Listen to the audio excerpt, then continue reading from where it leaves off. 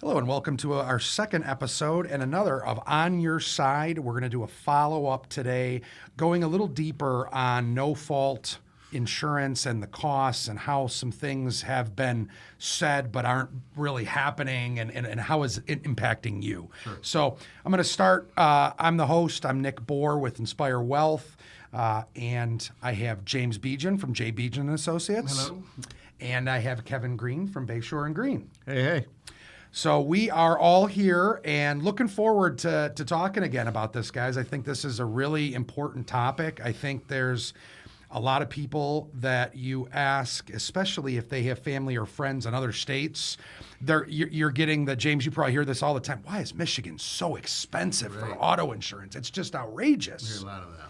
So let's talk a little bit about, premiums are going up, renewals are going up. We talked a little bit last time, Kevin, how your renewal went up when your renewal came. So, speaking of that, so last time I said that it went up like 40% or 50%. Right. I actually talked to my agent. I was a little bit off. Okay. It went up, didn't go up that much. Okay. All right. It didn't go. But it still went up. Oh, it still went up, contrary to what we were promised back when the snowfall reform. Yeah. For 8 years, we were supposed to get a reduction. Yeah, and that's still. Are we still waiting for that? Because I know I am. Yeah, well, we're going to talk about that today and kind of articulate the reasons why. This is good information for the consumers, and really it's just about educating you guys about why we're paying the cost we're paying and some of the headlines behind that. So, and I want to take a minute and also say, not everyone may connect the dots or fully understand why the three of us decided to do this together. Sure. And one of the things is definitely, James, with your company doing the insurance, on a daily basis that you do, obviously from your perspective, Kevin, you see the after effects of accidents, injuries, lawsuits. What are the costs? How does that impact all of that? And then obviously, I'm really looking at the financial impact and liability insurance and your PIP laws and why you need to have, the right liability limits and also the right PIP limits, because not everyone understands all the ins and outs of how that works. So, sure. James, I'm going to kick it to you first, and kind of say, from what we were originally promised, when we voted in 2019 to kind of, want reform and expect reform, we know inflation has kind of kicked into gear the last year and a half. So, I know we're going to, obviously, if we haven't already, we're going to hear, well, it's inflation. That's why rates are going up. Right. Help us understand what's really going on there.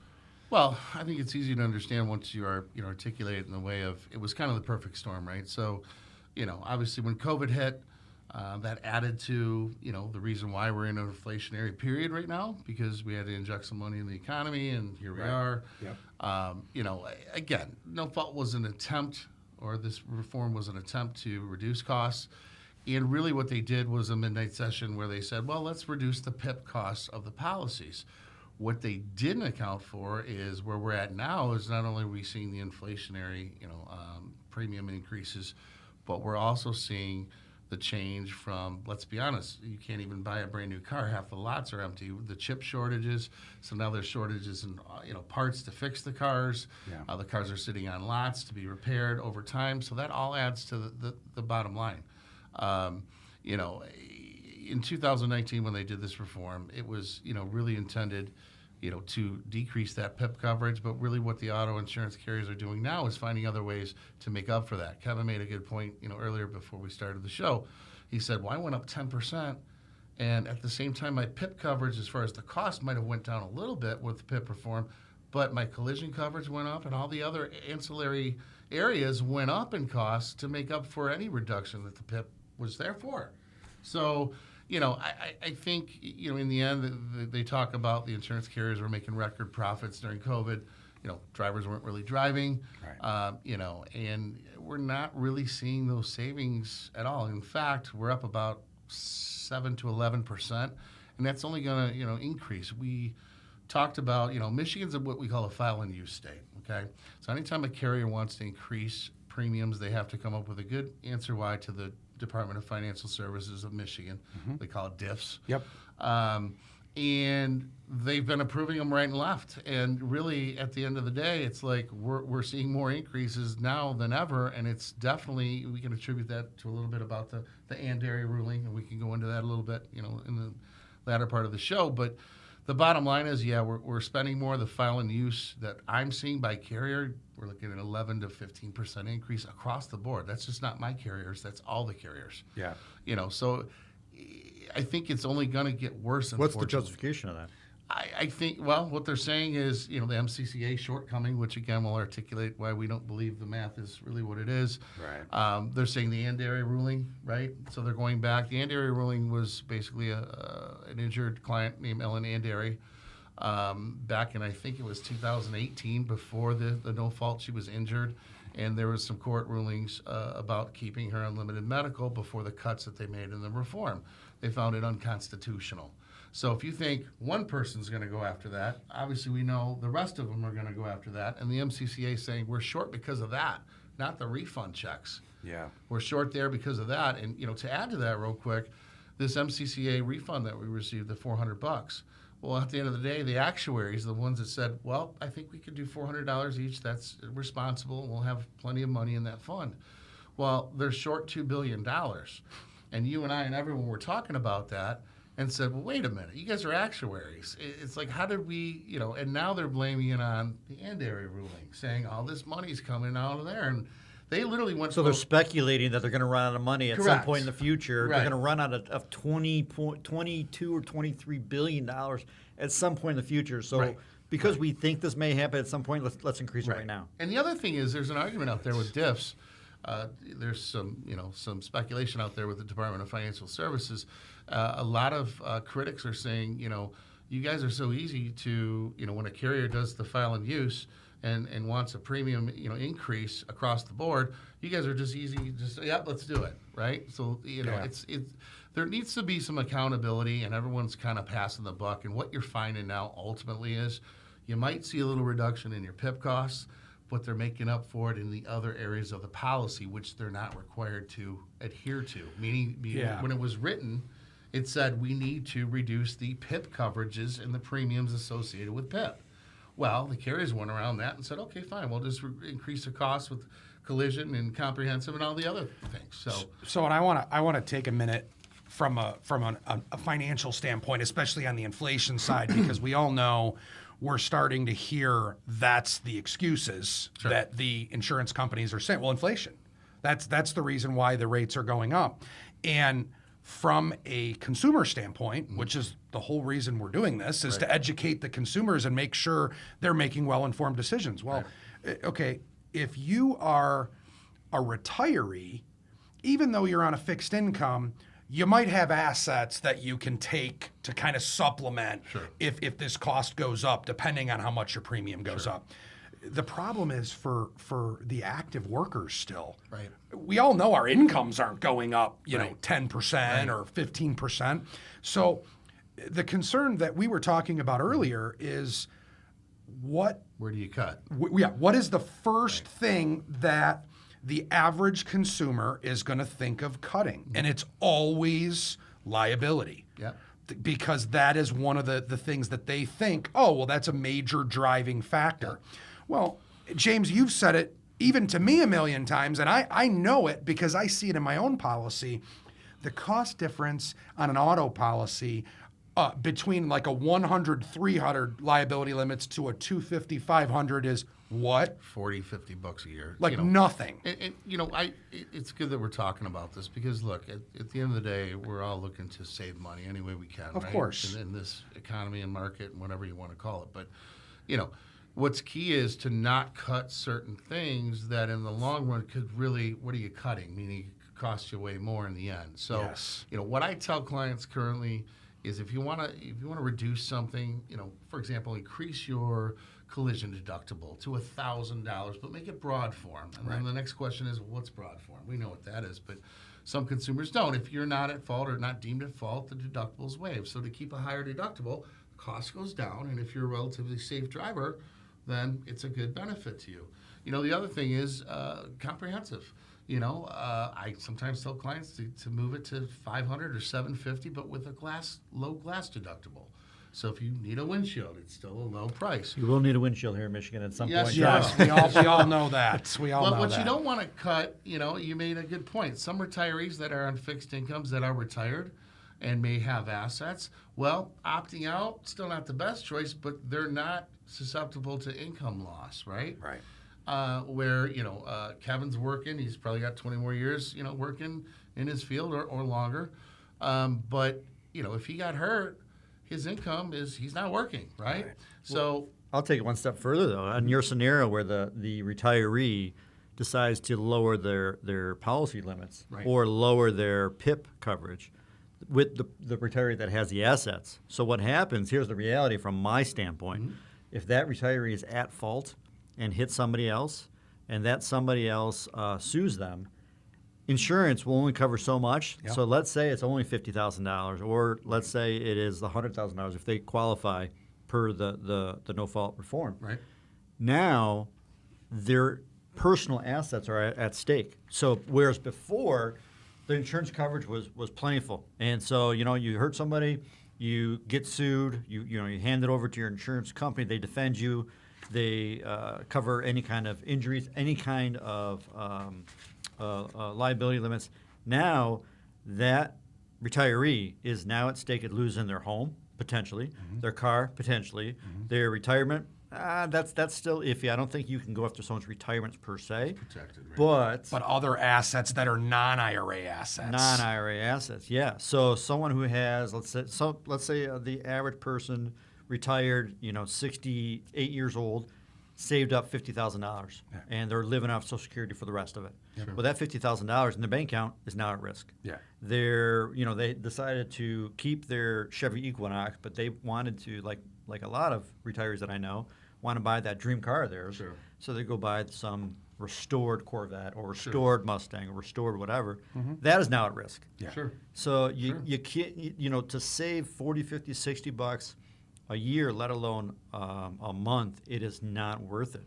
No, and it's interesting that you're bringing this up because I this is me personally, James, and I don't want to get James too excited by going down this road, but I'm going to open Pandora's box here, and I'm going to say, part of the problem is, and James and I can definitely relate to this, is that the consumers, it's almost like the insurance industry and the financial industry is like they're trying to commoditize us and like we don't bring value because we're not planning. It's all price driven. Sure. And it's ridiculous because a perfect example of this is I had a potential client come from a workshop that I hosted that was an engineer at one of the big three.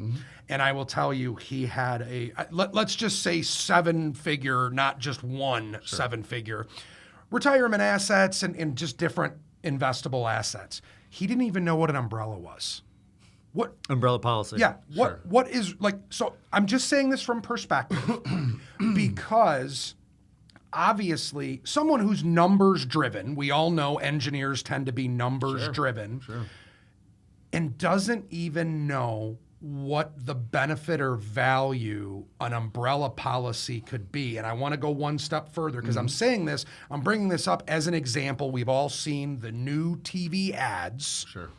You know where I'm going with this, with Cure. Yeah. And everyone's like, oh, do you know your insurance agent gets paid if your premium is more, they make more money. Okay, wait a second, people. Part of the responsibility of the insurance agent, just as well as my role as a financial planner, is to plan, is to look at how much do you have in assets? How much in liability? I would recommend how much you should have in PIP limits because of your assets. And that's, I think, from a perspective of the consumer, I think that's why education is so important, because if they understood the difference between a 100, 300 and a 250, 500 liability policy is 40, 50 bucks a year, I'm going to say that most people that actually have reasonable amounts of assets are going to say, well, that's a no-brainer. I'll pay the 40, 50 bucks a year. Of course. My concern is, and I'm sure you share the same one, is You got companies like Cure, and I'm not throwing them under the bus, I'm just using them as an example, that they're commoditizing and price driving people to shop based on price and not based on asking the right questions. And that's going to go back to impacting the legal side when you get sued or when you get hurt, whether it's in an accident or someone slips and falls on your property or any of those things. If people are adjusting liability limits because that's what they think is driving the price, and they want the cheapest price because companies like Cure are saying it's price driven.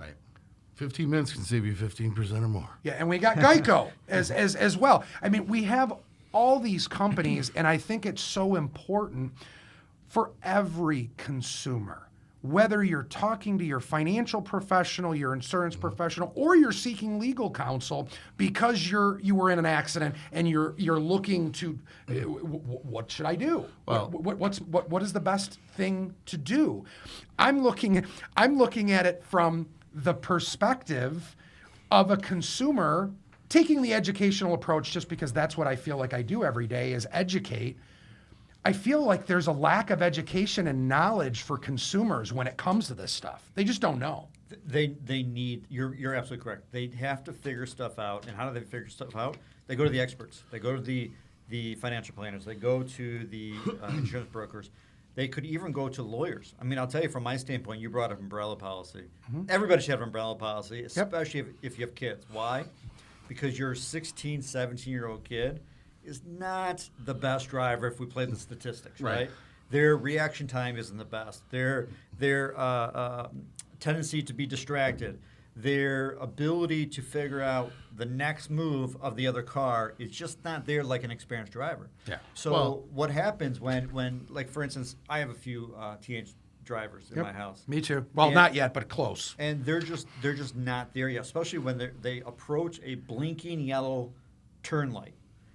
They don't understand the concept. You still got to wait for oncoming traffic, who has the green, to go. And so, let's say they get in a car accident. I'm just picking on any teenager. The parent is going to get sued. The kid will get sued because he or she is driving.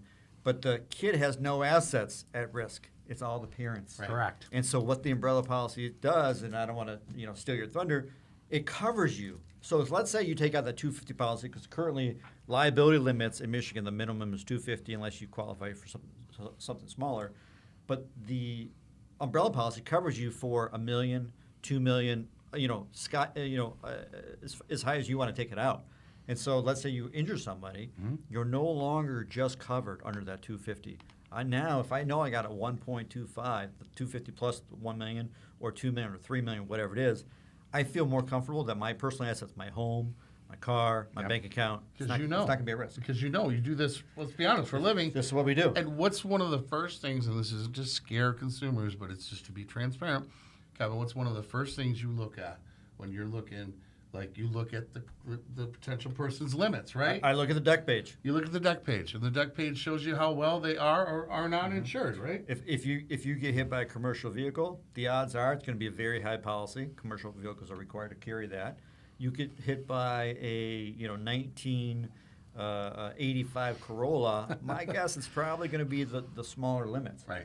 But hopefully that person has an umbrella policy, because otherwise, with no insurance or little insurance, you may be out of luck. Well, and this is good to bring up because we were talking about this before. One of the most important coverages, and I know Kevin will agree and so will Nick, is probably the most inexpensive or one of the most inexpensive parts of your policy.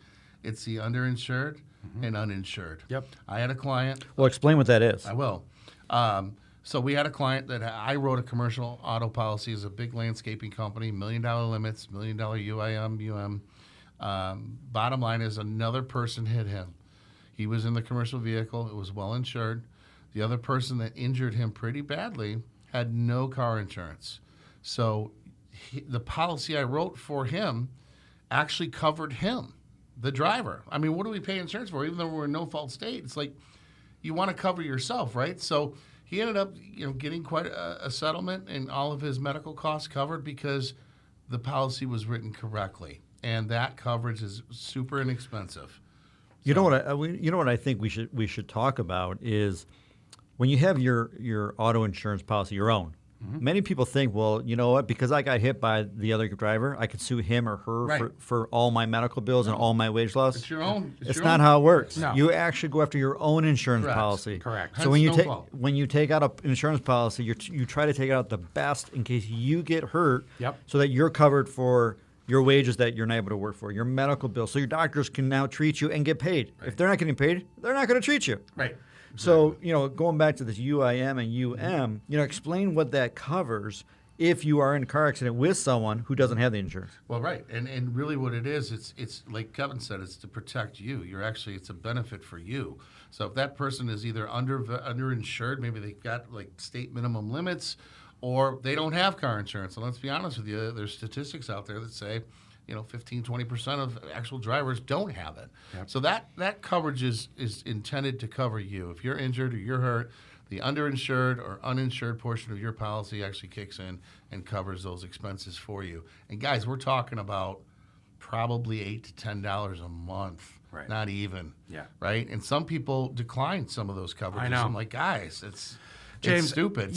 You know this as well as I do. I mean, part of what I do when I'm doing financial plans for clients, I always ask for their home and auto insurance deck pages. Yes. And I always get the, why do you Yeah, why do you need why that? do you need that? Why do you want It's that? not your And- business. And it's always the same answer. Because we're talking about financial planning, I need to review and make sure you have proper liability limits based on your assets. Oh, and by the way, if you're very happy with your agent, that's totally fine. If you're not and you do want to review coverage, I do have an independent professional that knows what they're doing that can review it. I know a guy. Yeah, I know a guy. I'll take it even one step further. We just learned last couple of weeks. Not only should you think about UIM and UM because it's like you said, it's minimal amount of cost. Right. Gap coverage. Cap's huge, yeah. So gap coverage. Gap, So what I thought when you take a car loan out, I thought every bank will offer you, hey, do you want gap coverage? And I just found out maybe not 2-3 weeks ago, if it's an older car, meaning older than, I'm going to make it up because I can't remember, but older than 2016 or 2017. You asked me about it. Like, Yeah. not long ago, yeah. The bank will not give you gap coverage. Right. So you go to your insurance carrier to get the gap coverage. Right. And that's how much is it? Maybe It- $5 a it's month? Not a ton of money, right? And so what that covers, where most people don't understand, you get banged up, your car gets banged up, you still owe $20,000 on the loan. The appraiser is saying, wait, it's only worth $15,000. You still owe $5,000. That's right. Yep. That gap Will cover coverage it. will cover it, so you How no about- longer have to pay How for about it. this one? And this is one you always run into. And I did. I something. learned that from you this Yep. 2 weeks ago. Yep. Yeah. I had a younger gentleman sign up with us, and it was a lease. And most of us don't put a ton of cash down on a lease, right? Usually a couple grand at most, because we don't own the car. Why would we throw 5, 6? Save it in your bank account. Right. Yep. But in his case, he really wanted the payment to be where it was. Well, he actually threw a significant portion of money down on the lease. And who would think to offer gap, right? It's a lease. And in a lease, typically gap insurance is built into the lease. And it is. Yep. But guess what it doesn't cover? If you pop $5,000 down, You don't Right? get that $5,000 back. you don't get the $5,000 back. So, you learn and you see these scenarios that play out sometimes that you don't think about. But he got burned pretty good on that. And I'm you know? guessing going back to now financial asset planning, I'm sure a financial planner would say, wait a second, why would you want to spend $5,000 down so that your payment could be, let's say, $700 a month instead of $850 a month? Right. You take that $5,000, you invest it or keep it in your own bank account because you know that extra $150 that you are worried you may not be able to make, it's sitting in a bank account if you need to make it. Well, it's funny you mentioned that too, as far as like earning interest, common interest. When this $400 refund check came, to agents it was a complete nightmare, and I'll sure. tell you why. Because the larger your book is, so to speak, the more you have to deal with clients not getting it in time or not knowing what to expect, when to get it, right? Yeah. So when that rolled out, it was very, very inundated with phone calls and where's my check? And the reality is we didn't control that from day one. We never did. The carriers control it, but they had a window of time. They had to like May 1st, right? And to issue the checks, right? So a lot of clients would call and be like, well, wait a minute, where's my check? And I'm like, guys, if the MCCA fund is giving the carrier $200 million, rest assured, you're not getting it until the very last day. Correct. And even then, sometimes they weren't even, we had to call, but it was a little bit of a nightmare. And, we didn't see any real savings. We know that. We know that. Yeah. So let's talk, because I kind of want to make sure we cover another topic before we start wrapping up. Sure. So, again, I kind of said in the beginning, James, you probably get all the time, why is Michigan so expensive? And so two things. One, where do you see insurance costs going in the future? Number one.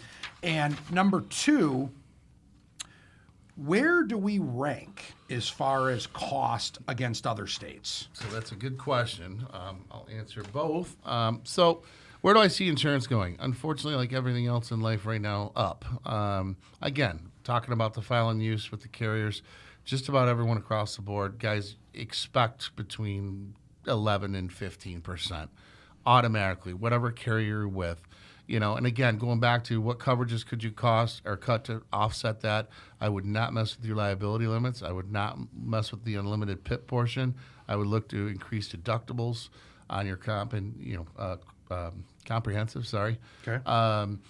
Maybe you can cut the rental car out. A lot of people don't know this, but with rental coverage, typically if you have a collision, and it's significant, the cost to fix is significant, a lot of repair shops will give you a free loaner because they want your business. That's so true. There's certain things you can cut, but a great you don't. point. It is, yeah. It is. That is a good point. And, that's, certain areas you don't want to cut. Stay away from liability, stay away from PIP. I think the other thing that not everyone knows, though, you brought it up a few minutes ago, and not everyone knows this, that your comp deductible, that you can separate your glass deductible. That's right. Because everyone gets scared, like, okay, like, Kevin, you joked about, we all know we're going to get window chips. I mean, I'm driving Michigan, right. with one in my car right now. My wife's got one and a new little small one, and we're both kind of like, we're not replacing our windshields right now because I don't want the comp claim right now. Right. And And Nick, I educated you on this, and Kevin, I don't know if you knew this or not. I think we touched on it, but so as silly as this sounds, when you make multiple windshield claims, and I say multiple, let's say your policy term is 12 months, and you're good for 3 windshields that year, you're going to pay more at renewal. Yeah. And they surcharge for that. Here's the other thing that to me can be a little ridiculous, and most carriers are starting to do this now, is your roadside, right? So my recommendation as an agent is to get an outside roadside program. AAA's got a great one. I was going to say I've right? got AAA, so. And the reason I say that, let's just say you have a car that isn't running so well, and you've got multiple tow claims, let's say 3, 4, 5 in a policy term, you will be surcharged. I'm telling you right now. And it sounds silly because we're talking $60 a whack, right? But I'm telling you, I see it all the time, and it's not a good thing. So keep in mind, you might want to get roadside outside of your carrier. And as far as where I see this all going, I see it all going, unfortunately, up. There are ways to cut, like we just mentioned. I don't have a crystal ball to tell you where we're going to end up, but I will tell you that shop around, guys. It's just almost like a cable bill. I hate to say it. Every couple years you get the great rate, and sometimes it can increase. And so with that said, James, it's more than that, though. As I've already said, you need to make sure, you've got an independent agent. And I'm not trying to throw aside the State Farms and the Allstates and the farmers guys that can only write those companies. I'm strictly saying consumers need to do their due diligence and their research by working with multiple brokers or a broker that can quote multiple companies. That's right. And they need to be able to have some trust and faith in that agent that they're going to recommend what's best for you. And then if they come back and say, here's the cost, and you as the consumer say, that's a little higher, is there anything we can do? Now we're going to educate you on what you should be thinking or not. Kevin, here's something for you to kind of close out. We look at how cost is going up on the insurance. We all know if consumers are not educated on this, they're going to lower limits. They're going to lower liability limits, or they're going to lower PIP limits. How is that going to impact from the legal side? I'll say over the next 5 to 10 years. Oh, If you lower your limits and you're involved in a car accident, either you're going to get sued by your doctors because they're not getting paid by the insurance company, you're going to get sued by the other driver that you hit, or that they hit you, even though they're going to say, you know what, it was your fault. There's going to be way more lawsuits, which in my opinion, eventually, because these costs are so high, there's going to be way more bankruptcies, way more foreclosures, because you can't afford to pay any of these costs. Right. It's impossible. Right. So this is very, obviously hearing this as a consumer, it can be a little scary. And I want everyone to know that is listening or watching, look, we're doing this not only to educate, but we're also doing this because we care. Like, we want to help people. So we want everyone to know that, you know what, if you have concerns or you have questions, reach out to your current financial professional, or reach out to us. Sure. Reach out to James or your current insurance agent. If you want to run a question by and you don't have an attorney or legal counsel that you trust, that's what we're here for, so that you are educated and you can make well-informed decisions. Right. Because Knowledge is power. knowledge is power. And you want to hear something interesting too, and I always get a little chuckle, but I actually, always want to do the right thing. But you know how many friends that have called me knowing that I'm in insurance, and they're not clients, and they haven't been clients, but they have, oh shoot, I got water in the basement, James. I know I'm not with you, but can you help me? Can you help me? And the answer is yes. Of course. You don't have to be a client, guys. Right. Listen, would I like you to be a client? Sure. But at the end of the day, feel free to call me, bounce anything off me. I'm happy to answer any questions you have. So. And I agree. I'm the same way, even on the financial side. Anyone that just wants me to take a second look or ask a question, whatever, that's what I'm here for. And I always want to help. And Kevin, I know you feel the same way. So We take tons of phone calls every single day, every single week from people that are not our clients. Yeah. And why? We're happy to help. Sure. I mean, truly, it's all about, like you said, education. Yep. And just helping the next person along. That's it. So, and I think that's where we'll close this episode. So, again, I'm the host, Nick Bohr. I'm with Inspire Wealth. We're in Brighton, and we're a full-service financial planning firm.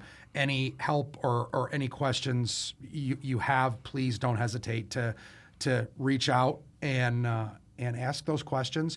James, J. Bejan and Associates here in Waterford. Yes, here in Waterford. Waterford's finest over here. And no, actually, this great community, guys. I'm happy to answer any questions that you guys have, concerns. I'm on Dixie Highway. You can hit our website, look us up. But yeah, happy to help. We're a full-service agency brokerage. So any questions, concerns? You're not going to be able to say Dixie Highway much longer. I know, we're moving. We're pretty excited about that, though. But yeah, we're moving on up. And thank you, Waterford, and all friends and family for always supporting us. So appreciate it. Kevin, and Kevin Bayshore Green, you guys are in Pontiac, and you guys have been there for quite a while, right? We've been in Pontiac now for almost 7 years now, right there in downtown Pontiac. Yep. We're Dude, you're right by like the hot spot, like right near Tonic, and where Tonic used to be. We are in the heart of what used to be the party zone of Yes. Pontiac, Of and that we Pontiac. all used to party at. Yeah. I And- just told my wife FIFA, Yeah. the World Cup was in Pontiac, Michigan in 1994, the Yeah. year I graduated. Okay, that is crazy to think about that. That's true. That it was in Pontiac. And Yeah. Pontiac was jumping. Back then- You know, it's coming back. It It's is, coming it is, back. it is. That's why I moved to Pontiac to help out. Anyone wants to come by, stop by. We're in the heart of downtown Pontiac, right on Saginaw Street. Love to say hi, have a cup of coffee with you, and answer some questions if you have any. That sounds good. And again, I'll just kind of say, as far as me, one of the big ways that you can get info from the Inspire Wealth side, just check out our website, inspireyourretirement.com.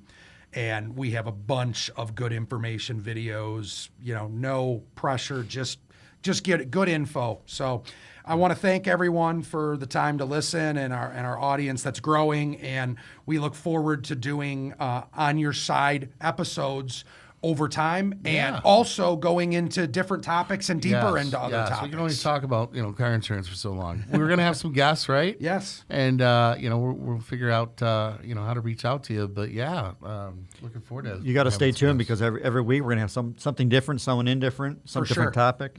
Yep. This is like Some make it heated. our second run. We're trying to perfect it here. So we're looking forward to you guys